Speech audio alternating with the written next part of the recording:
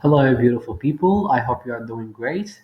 So, as you can see on the screen, we will do today a grammatical analysis in terms of literary works. And the story of today is called The Girl on the Train. We are going to analyze some forms here and functions, and we are going to discuss the role of commas, why the author in this novel used commas and put them here and here and here, because this is a very important question. There are a lot of teachers and students who are ignoring the use of comma. If you ask them why the author used comma here, they will ignore it and they don't know the role. So today we will see some aspects of this. We can start. I am sitting in the kitchen, comma, doors and windows closed despite the heat.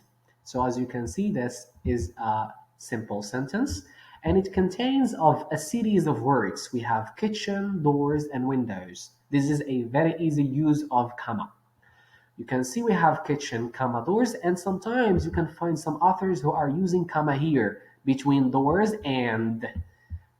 As an example, they can say in the kitchen, comma, doors, comma, and windows. If you find a comma used in and, then you can call it Oxford comma. If you find it, remove it, no problem. It is more formal and it is correct. So either you can say in the kitchen, comma, doors, comma, and windows closed despite the heat, or you can remove it, no problem. And that's what we call the city comma.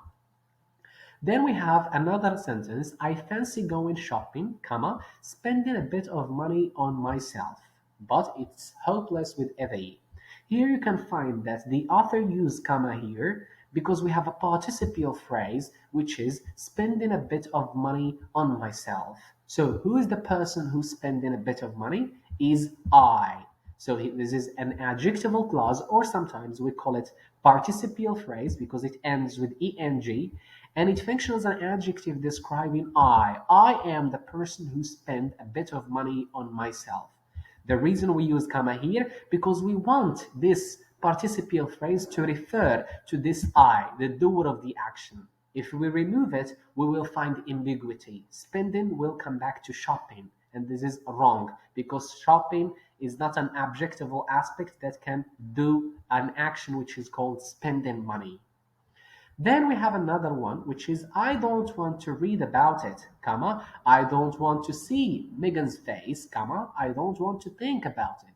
You'll find yourself asking a question that why the author used comma, comma, and he doesn't use and here. Another thing you need to bear in mind that in literary works, sometimes we respect the rule of comma and sometimes we remove it, no problem. Here, the correct form should be like this. I don't want to read about it, comma. I don't want to see Megan's face, comma. And I don't want to think about it.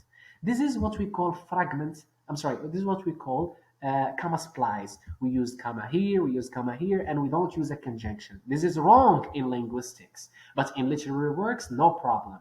This is also why he used commas here because we have series of sentences. I mean simple sentences.